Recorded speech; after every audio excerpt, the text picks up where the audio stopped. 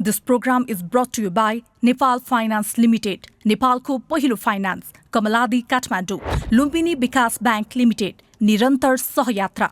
विश्वास लिन्छौं, विश्वास दिन्छौं। प्रभु बैंक।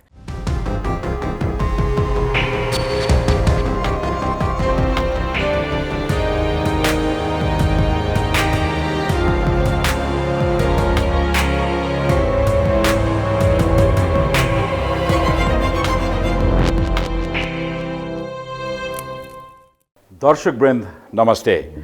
नेपालको राजनीति पछिल्ला दिनहरूमा निकै परिवर्तन भइरहेको छ। नेकपा विभाजित भएको केही समयमै सबैभन्दा ठूलो दल एमाले पनि विभाजनको डिलमा पुगेको छ। कम्युनिस्ट पार्टीको यो क्षयीकरण आन्तरिक राजनीतिले मात्रै भइरहेको छ या यसमा बाह्य चलखेलको पनि गुन्जायस छ? यस कोणबाट पनि विश्लेषण गर्न थालिएको छ।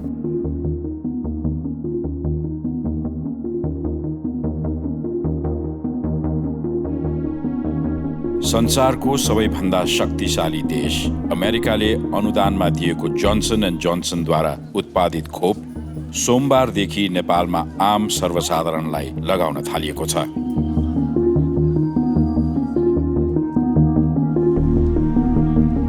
यो खोप वितरण कार्यको प्रधानमन्त्री शेरबहादुर देउवा र नेपालस्थित अमेरिकी राजदूत र्यान्डी ब्यारीले संयुक्त रूपमा अनुगमन गरेका छन्।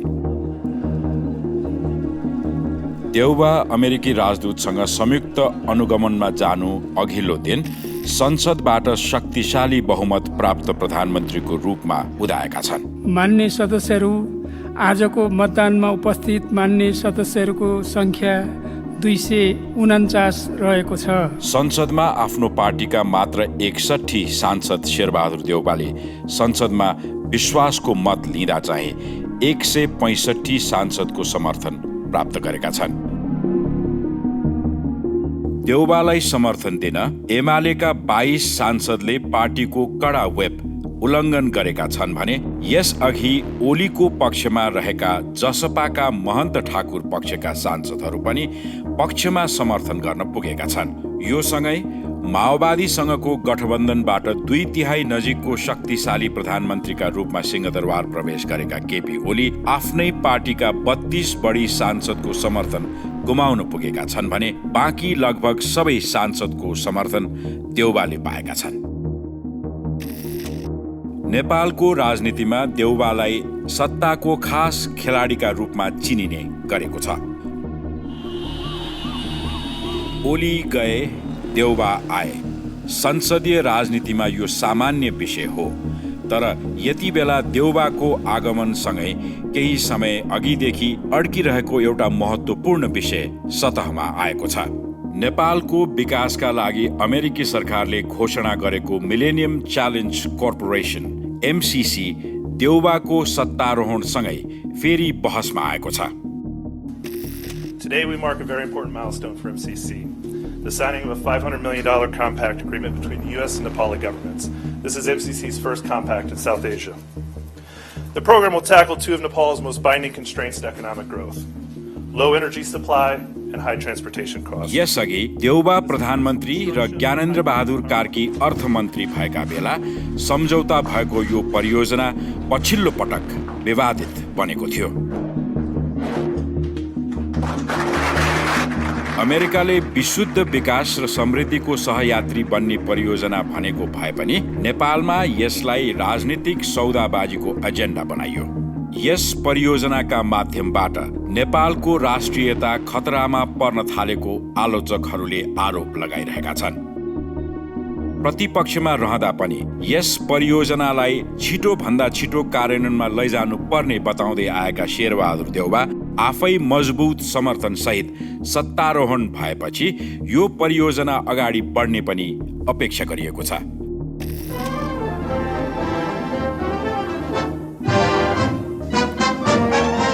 For President Johnson, the month of November began with the arrival of King Mahendra of Nepal. Nepal र अमेरिका धेरै पुराना मित्रहरू हुन्। दशकौं लामो सौहार्दपूर्ण सम्बन्धमा दुई देशबीच धेरै महत्त्वका सहमतिहरू भएका छन्। नेपालका तर्फबाट तत्कालीन राजा महेन्द्र र तत्कालीन राजा वीरेन्द्रबाट अमेरिकाको राजकीय भ्रमण समेत भएको थियो। Nepal and the United States through the years have enjoyed a particularly amicable relationship.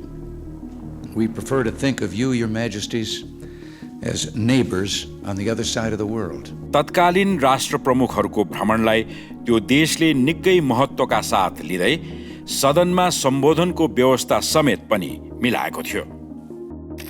अमेरिकाका तर्फबाट उपराष्ट्रपति स्तरमा नेपालको भ्रमण भएको भए पनि अहिलेसम्म राष्ट्रपति स्तरको भ्रमण हुन सकेको छैन।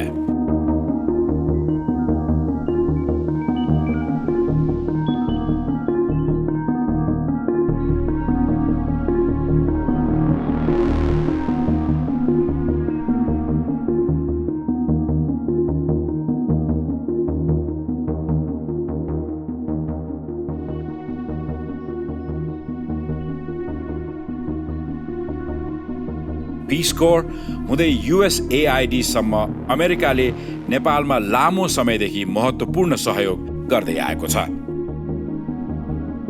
अमेरिकाले MCC लाई विगत झैं गरिएको सहयोगको निरन्तरताको रूपमा लिइरहेको छ भने नेपालमा यसलाई लिएर राजनीतिक खिचातानी भइरहेको छ। अब आफैले सम्झौता गरेको त्यो परियोजना देउबाले कसरी अगाडि बढाउँछन् त्यो निकै महत्त्वका साथ हेरिएको छ। त्यो परियोजनाले फेरि एकपटक नेपालको राजनीतिमा एउटा स्तरको भूकम्प ल्याउने पक्का पक्की नै छ। भौतिक दूरीका हिसाबले अमेरिका नेपाल भन्दा धेरै टाढा भए पनि राजनीतिक रूपमा धेरै नजिक छ। चीन र भारतको बीचमा रहेको हाम्रो देश नेपाल शक्ति राष्ट्रहरूको सामरिक महत्त्वको केन्द्र हो। सायद त्यही भएर पनि होला उसले नेपाललाई प्राथमिकताका साथ खोप समेत उपलब्ध गराएको। नेपाल अमेरिका सम्बन्ध र चासोका विषयमा आजको कार्यक्रम केन्द्रित हुनेछ। यसका लागि हामीसँग हुनुहुन्छ नेपालका लागि संयुक्त राज्य अमेरिकाका राजदूत र्यान्डी berry.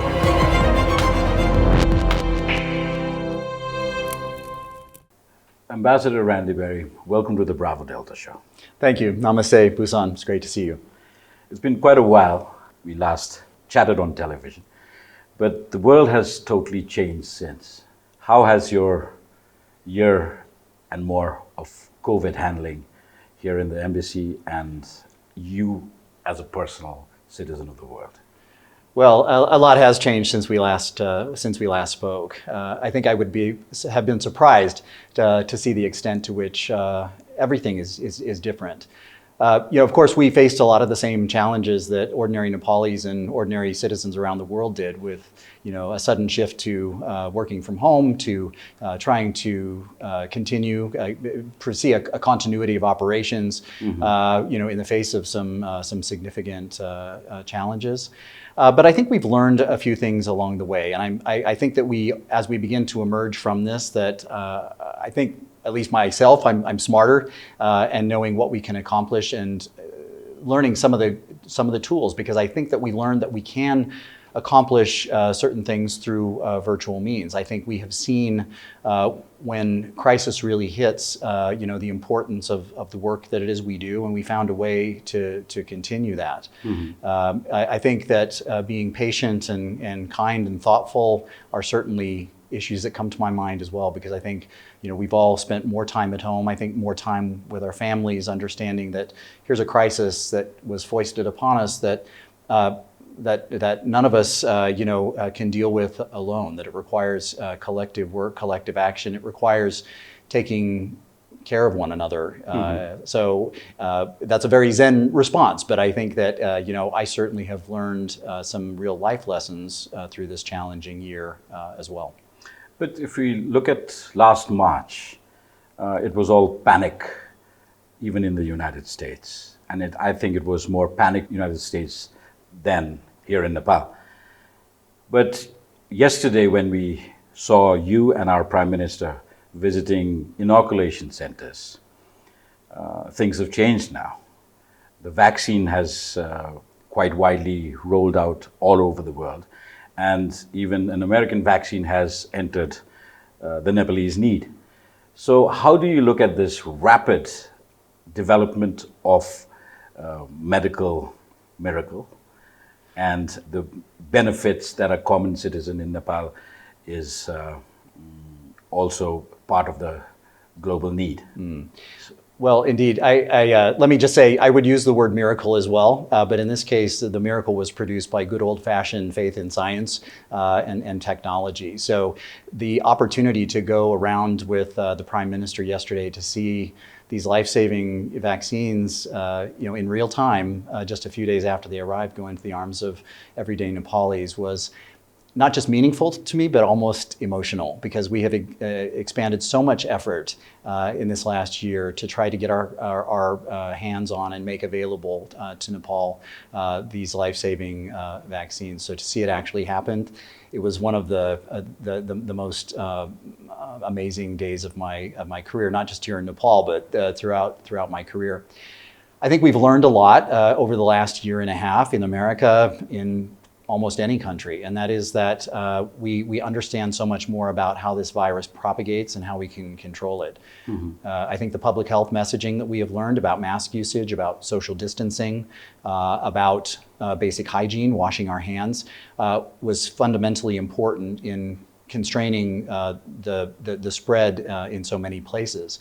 But really, the tool in our toolkit that is going to be most fundamentally helpful is access to vaccines. Out of many that are available in the world, the vaccine, the one which we have acquired at the moment, the vaccine made by Johnson & Johnson.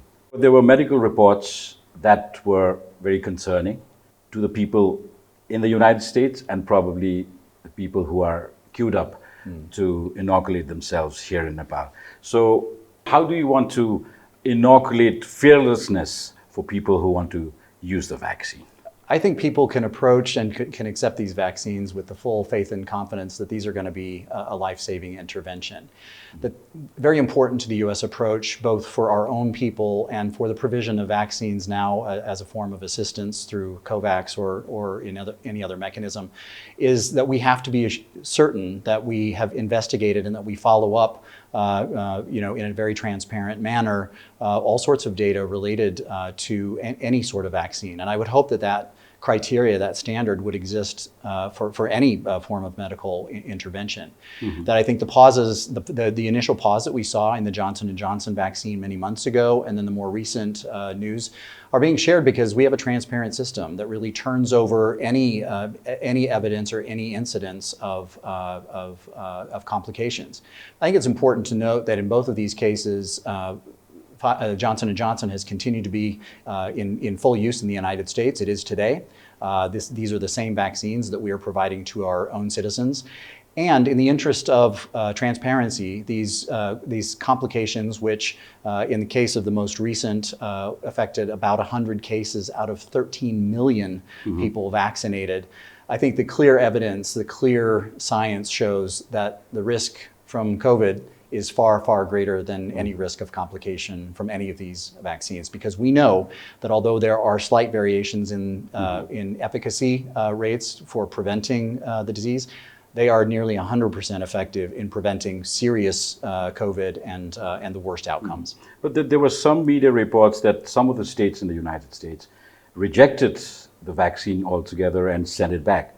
So would you think it is still safe for the Nepalese, which was not tested on Nepalese when the trials happened? Absolutely, I think they are safe. That we have seen the data bear out in the United States, the efficacy of the Johnson & Johnson vaccine, and again, following up in a transparent manner any kind of complication. So Johnson & Johnson is being administered in a vast number of jurisdictions in the United States. This is the same exact vaccine that were rolled out in Nepal just yesterday. 1.6 million doses of the Johnson & Johnson vaccine that arrived in Nepal. Is that just a cosmetic gift for the Nepalese, or we are now accessed to all the other brands and available vaccines made in the United States for Nepal?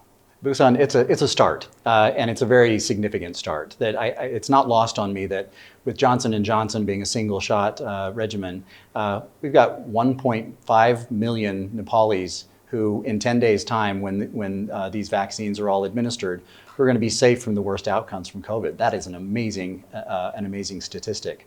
But we're just getting started. That in fact in August, well, let me back up and say that the donation that was just made through COVAX of 1.5 million here comes from an initial tranche of 25 million that President Biden vowed to share with the world. We have an additional 55 million vaccine donations that will be announced soon. And in August, the White House has also announced that we will be looking at a donation of 500 million vaccines that will go to 92 different upper and middle income countries. So we're still awaiting information on how that might affect what we're able to provide here in Nepal, but I have great faith and confidence that this donation of 1.5 million is just the beginning. And the vaccination drive that actually was phenomenal in the United States, and luckily Nepal also is in the priority, and we are also doing with our available resources to inoculate each and every Nepali that is required of the vaccine. There are fears of the third wave, they say. And I think back in the States, they said the next surge would affect the unvaccinated. So how would you want to translate that for the Nepalese? Well, you know, this type of crisis, a pandemic, doesn't know a language, it doesn't know a border, it doesn't know a country. So I think the message is very much the same. That the race, the essence of the race that we are in, is to get as many people vaccinated as quickly as we can to blunt, subsequent waves, whether it's third or fourth. I mean, some countries have dealt with multiple iterations of this, but I think that, every time we see a shot go in an arm and we see a person protected, we know we're one step closer to that reality. We've got months globally to continue to work on this, but I think that our progress will be incremental. I think it is vitally important. I think getting the correct public health information out there about the efficacy of the vaccines and about how vitally important they are, this is all really critical. And until then, we need to continue to remind ourselves of the basic public health guidance about mask wearing, about social distancing, and about basic hygiene, because and I think what we do when we are faced with a problem of this magnitude is you throw everything you've got at it, right? That you've got the mitigation strategies, you have now vaccines, which is incredibly important, and you have the public health messaging. And I would say also one thing that has been part of our approach here in Nepal has been to provide as much as we can of the vital equipment that helps frontline health care workers administer to those who have tested positive. That includes PPEs, that includes testing mechanisms, that includes oxygen supplies, that includes oximeters, those kinds of tools that we can to take care of those who are sick while simultaneously trying to prevent the expansion of the disease. And often it is criticized by the press in Nepal that a lot of friendly nations send in plane loads of relief material when times of crisis as such happens. This is not just Nepal-centric, it's a global pandemic.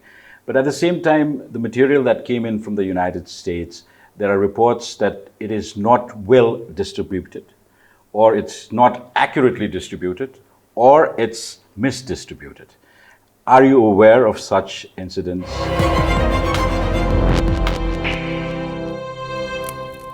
The material that came in from the United States, there are reports that it is not well distributed, or it's not accurately distributed, or it's misdistributed. Are you aware of such incidents?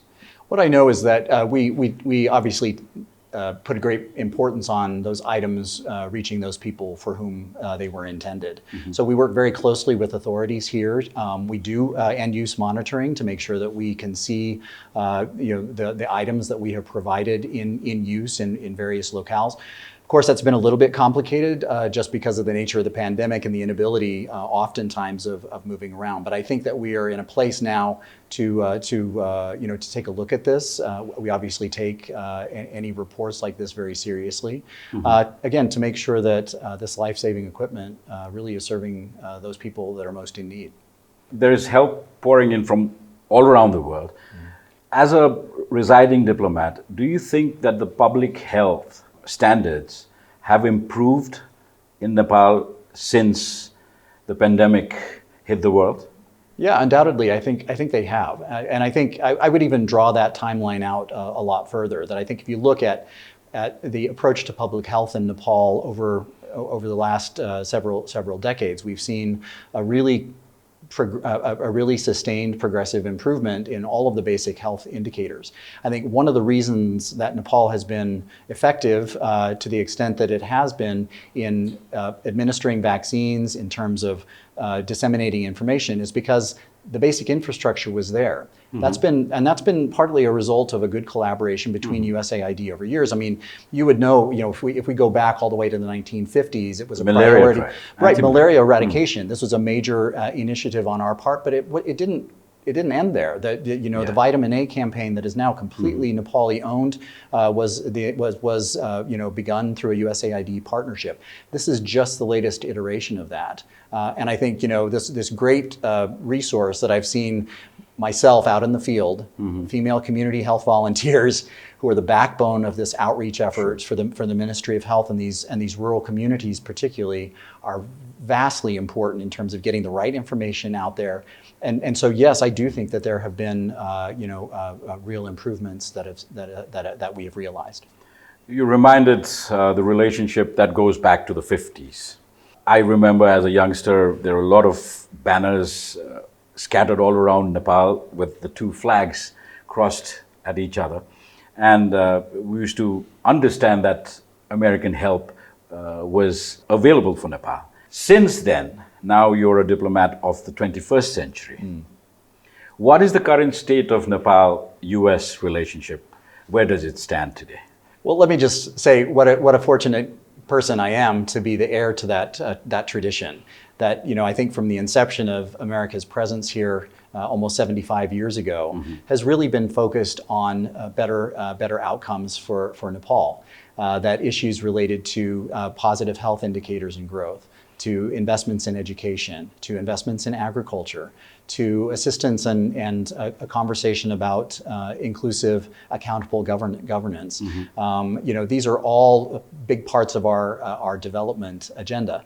Of course, we're no longer driven entirely by that because the world is a very interconnected place, and the scope, the breadth of the Nepal-US relationship is extraordinarily broad. But I think the foundation upon which that was built is fundamentally sound.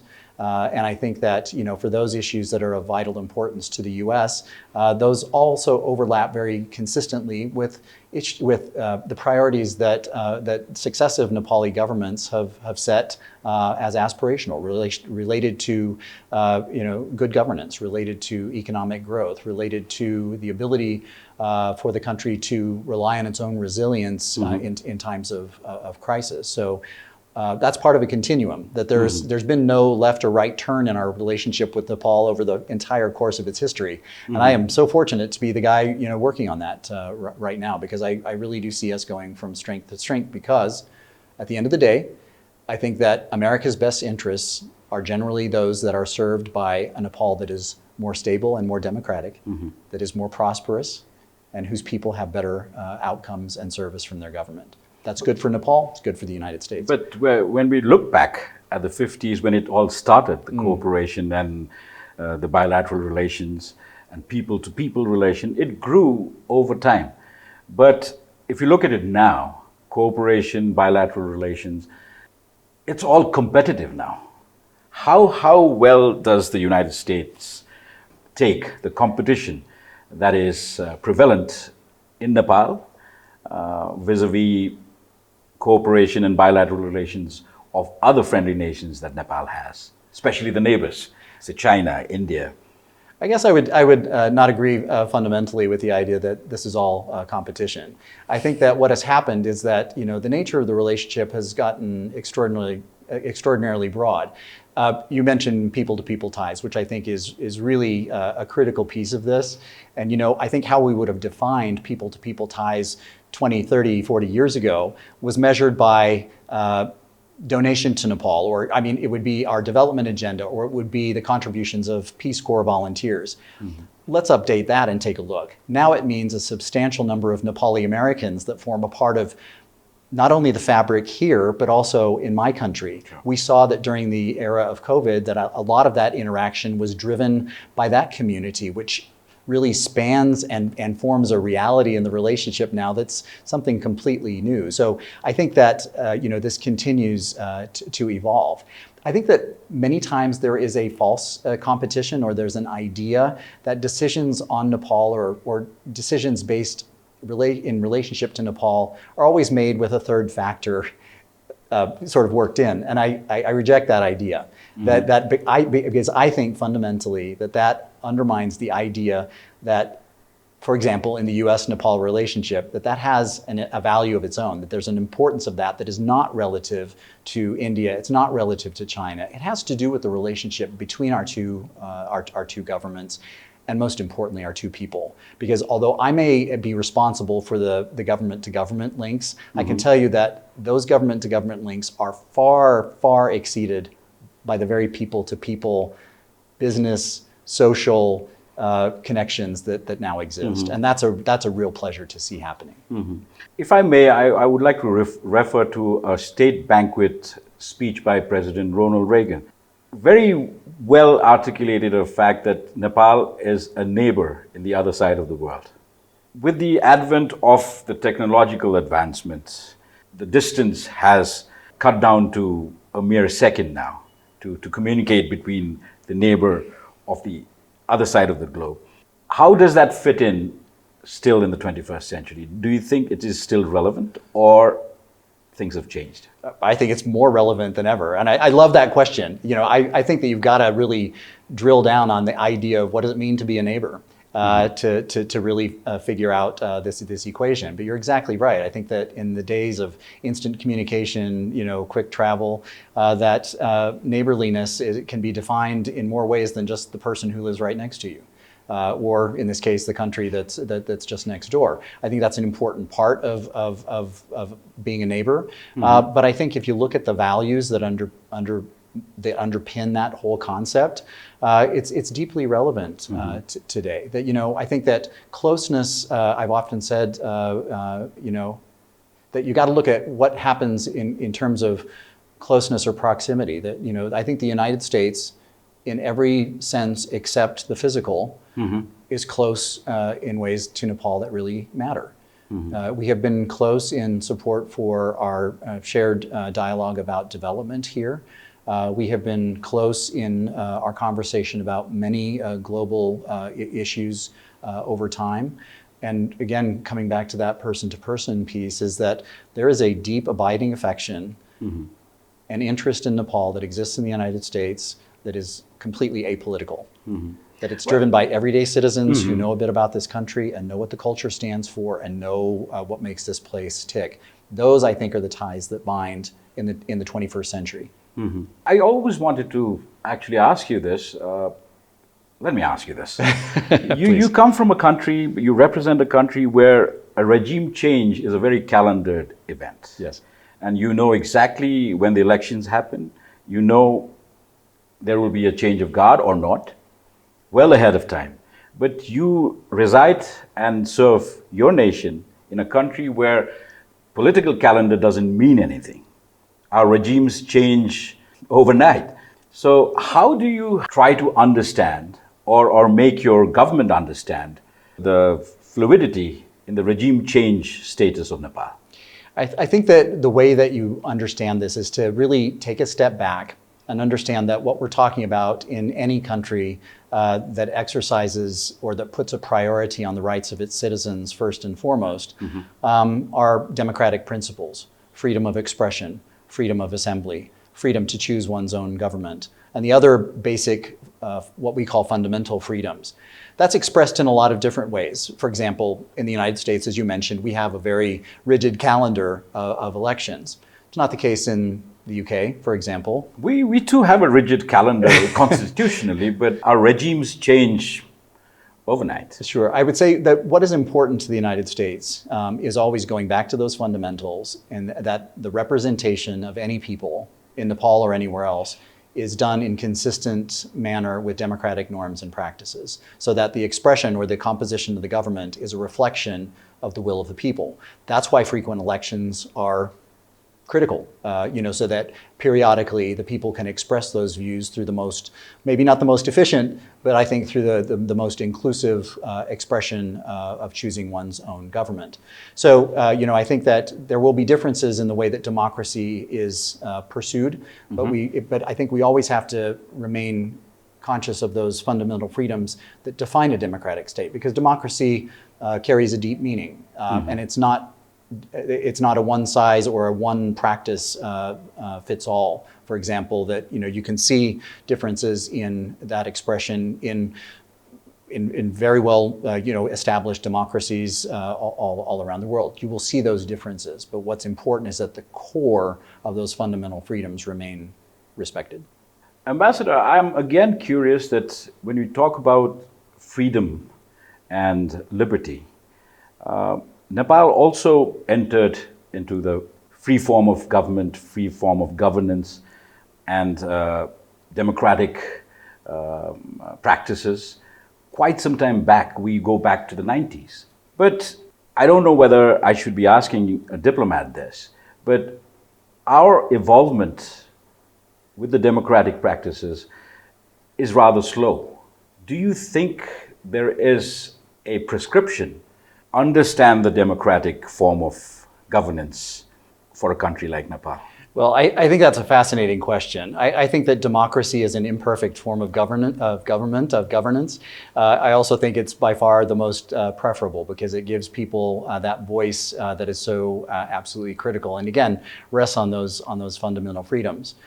The United States has been at this for almost 250 years, and we still, I think, struggle with certain forms of expression or representation in our democratic system. I think that what's important is that although there are differences, I think, in how societies and cultures sometimes adhere to these democratic norms or interpret them for the local environment, is a commitment to continue that work. That there's a phrase in the American Constitution, the founding documents, that I think is really important, and I use it a lot, and that is a reference to the fact that we seek to form a more perfect union. Not a perfect one, but a more perfect union. And what I think that communicates to me, at least, is that you dedicate yourself to understanding that your work in a democratic system is never done. It can always be improved.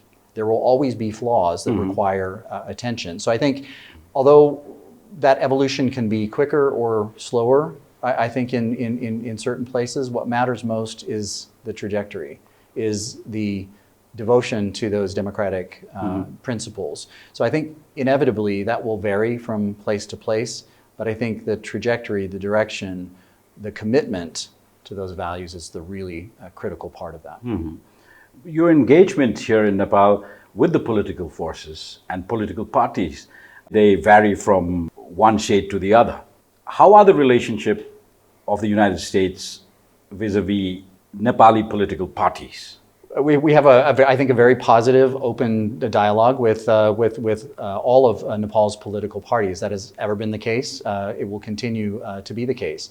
I think that founded in that is the concept of respect, that I think understanding that political views are different, that the essence of being a diplomat is really to try to understand those differences and commonalities, to interpret them, and that is done in order to make communication clear, to identify common objectives, and to realize, I think, at the end of the day, that there's a lot more that unifies us than divides us on just about any issue of the day. I think that clear communication is vital in that. I do, frequently, I've been here in Nepal now for 3 years, and I think often there are projections, from either commentators or journalists sometimes that seem to suggest, knowing that there are challenges, or presuming that there are certain difficulties based on ideology. I would say that that's not something that I spend a great deal of my time on. That we dealt very effectively. I think over the course of my time here, with the previous ruling party and government, we will continue that relationship now, as we will with whatever form of government takes place here in Nepal, as long as it adheres to those democratic norms and principles. But there is a political taboo in the United States when it comes to the communists. When you started your tenure here in Nepal, we had a coalition of the Nepalese communists. And 3 years down the line, that marriage has crumbled. And we have a new government, which is partly communist and the rest leading by a democratic force. Does that make any sense as an American diplomat? Doesn't make any sense. Look, I think that labels often are misleading. And I think that the reality is that some of the baggage from the Cold War era are really outdated and need to stay in history. That our engagement across the whole political spectrum, with any of the political parties has been open, clear, transparent. And I think at the end of the day, positive, because it's the essence of that conversation that I think is vitally important. That I would challenge anybody to take a look at the relationship, not just over the last 3 years that I've been here, but go back even further to see that, again, the United States values values democratic principles. The fact that the Nepali people selected a government that was headed by the Communist Party of Nepal is a reflection of their desire, and we honor that. We also honor the idea of continued adherence to democracy and those principles, so that people can continue to express that view. But I have spent very little of my time worrying about those types of labels. What I think we need to focus more on are the right kinds of policies, the right kind of practices, the right kind of leadership that the Nepali people rightfully deserve, regardless of what a political party designation is. In today's conversation, we reflected on how it started, the cooperation between the United States and Nepal back in the 50s, and how it evolved, how Nepal adhered to several polity changes. Today, Nepal and the United States are engaged in a very important juncture where one of your cooperation packages is stuck because the Parliament has not yet endorsed the MCC Millennium Challenge Corporation grant that Nepal was supposed to receive. What is the status of it?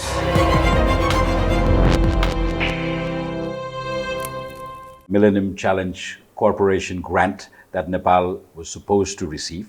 What is the status of it? Well, this is one thing that hasn't changed a great deal since our previous conversation, unfortunately, that the partnership that is offered through MCC at the request of the Nepal government back in 2017 remains something that we would like to see Nepal move forward with, because we think it makes a great deal of sense for Nepal's own objectives. I think it's important to remember that the request for the compact started here in Kathmandu, not in Washington, and that compact is being undertaken for one very basic purpose, and that is to provide sustainable development on an infrastructure project of the scope that Nepal has not implemented before, in order to give a vote of confidence to the economy, in order to employ Nepalis, which is a requirement under the compact. And importantly, I think also it allows Nepal to monetize a green energy source, which is another priority of our government right now, is to take a look at environmental impacts and how we invest in smart ways to make sure that countries are thriving from their natural resources without ecological damage. So the compact still requires parliamentary ratification. It remains our hope, as it has over many months, that Parliament will act on this, so that we can get to the good work on this. If I can maybe just take one point on MCC, though, is I think that we absolutely welcome and always have the scrutiny on the MCC compact. I think going back to that idea about transparency and accountability to the people of Nepal is that I think that any form of assistance, as we do with our development assistance and as we do with MCC, is it's all public. You can ask any question about that compact because it's all public. Any form of assistance should get that kind of Yes, but scrutiny. the scrutiny at the same time was drawn to the level of hampering Nepalese sovereignty, and it is not a very conducive compact or grant that enhances the national interest of Nepal.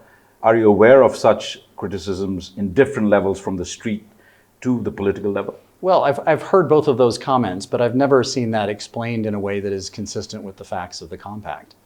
You know, for example, the notion somehow that Nepal's sovereignty is damaged, or that somehow the compact would supersede Nepal's own laws is completely false.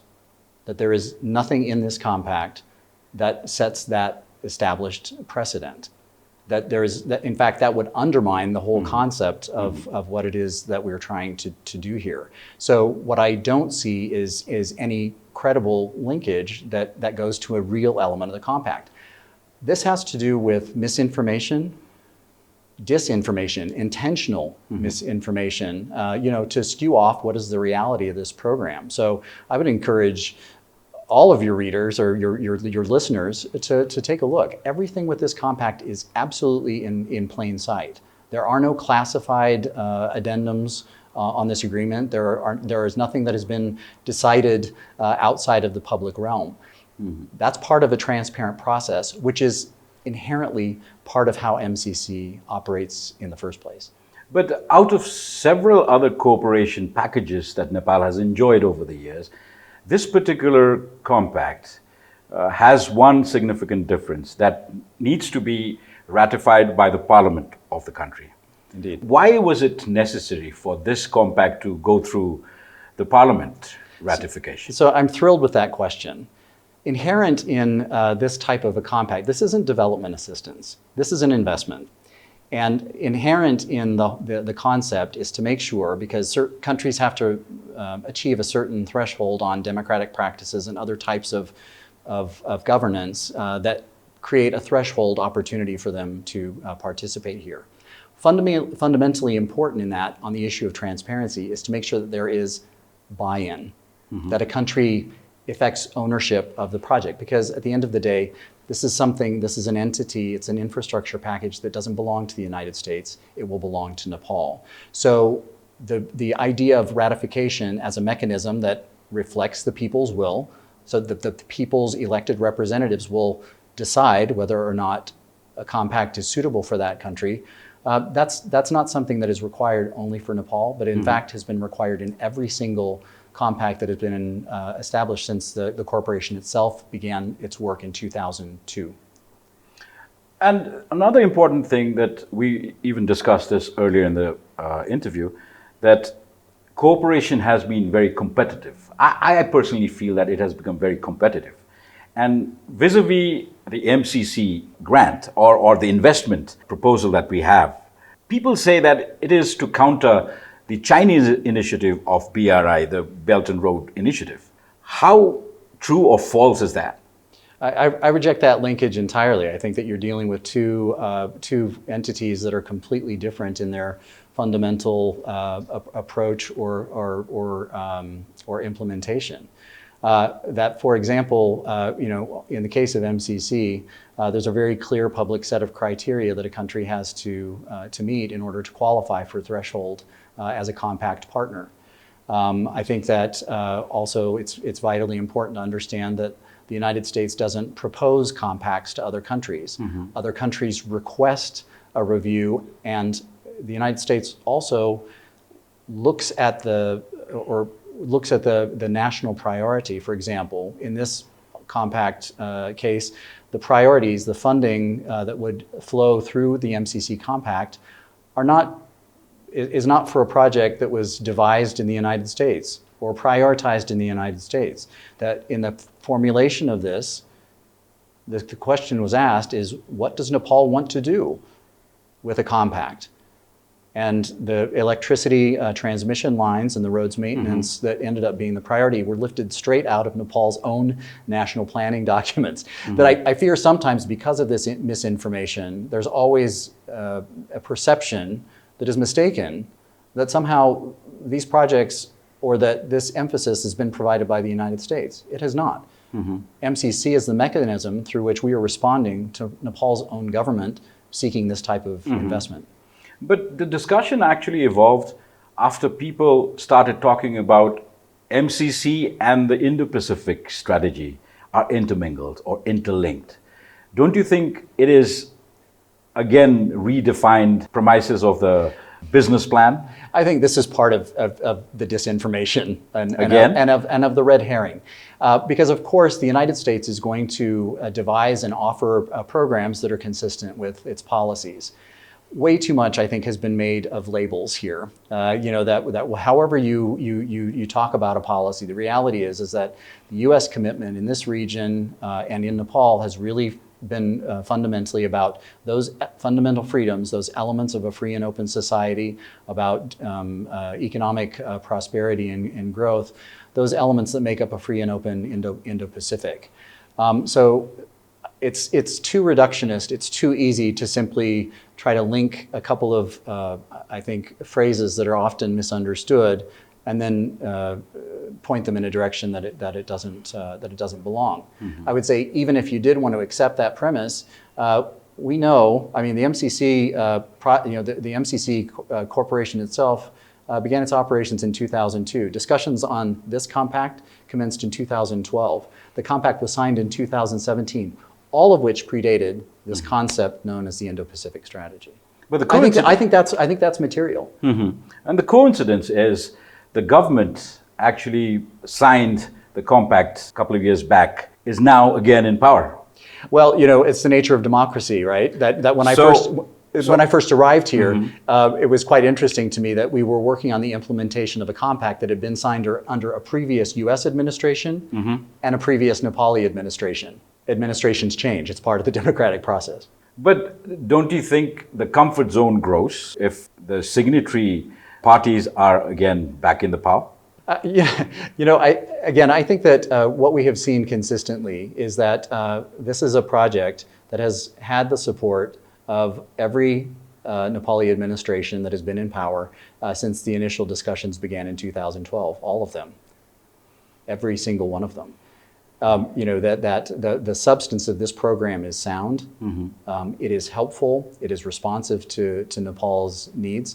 I think that the problem develops is when we attempt to politicize it. That this is a standalone compact. It's not attached to anything else the United States does. Of course, we hope that it's complementary to our development agenda because, that we would hope that we are not doing completely uncoordinated engagements here.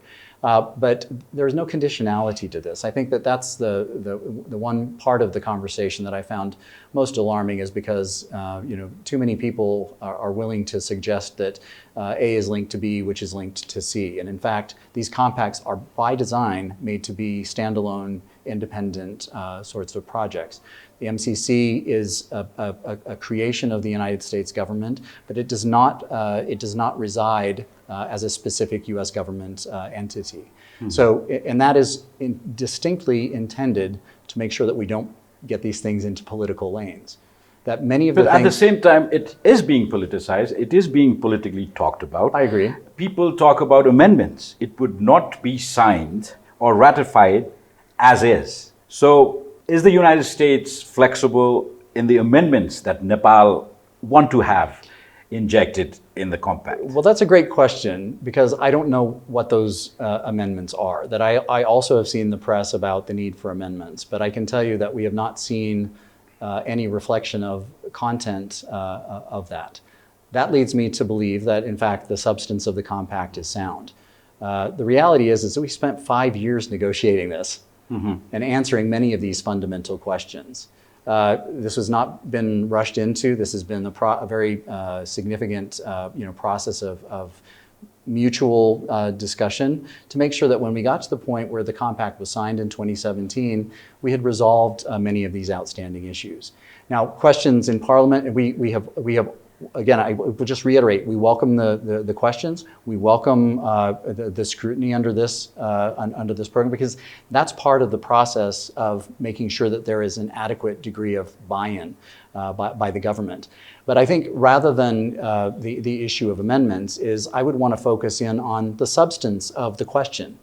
Because we have been very committed to helping explain or helping clarify elements of the compact. So I think that's the heart, is at the technical level, to make sure that we are grounded in fact when we're talking about issues related to the compact, and not just general statements. But hypothetically speaking, if it is not ratified by the House or the Parliament here in Nepal, how much time do we have before this agreement is expired? So obviously, I can't really walk into hypothetical situations. I can just tell you that we very much, still would like to see ratification occur, so we can put this great program to work for the Nepali people. That it has been the case, it remains the case, and it's a fundamental requirement of this program.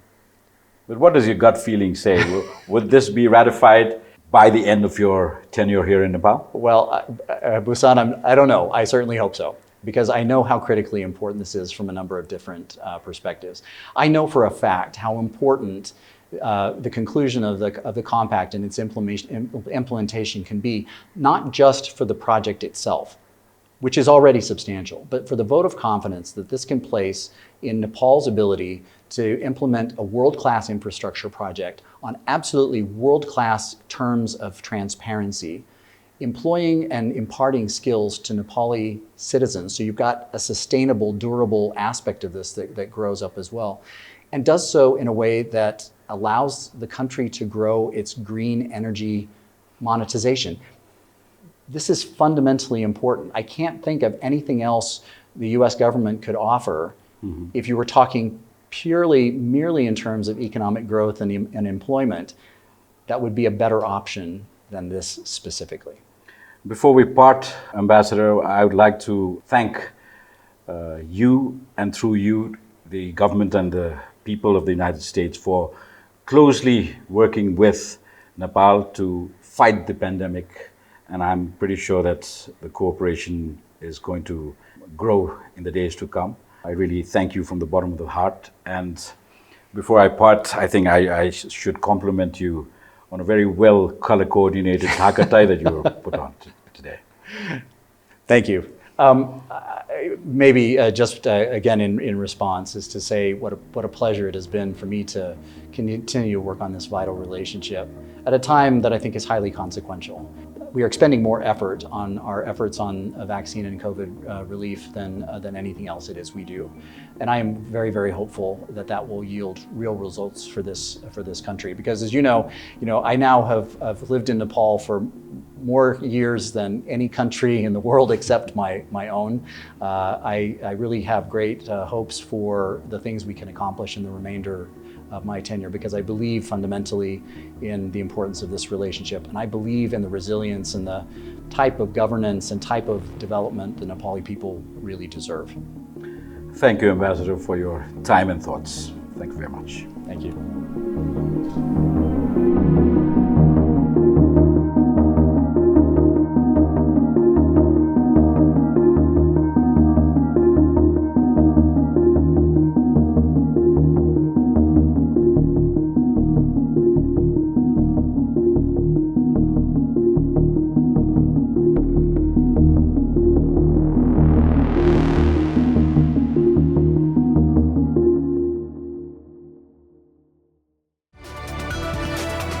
It's an AP1 presentation.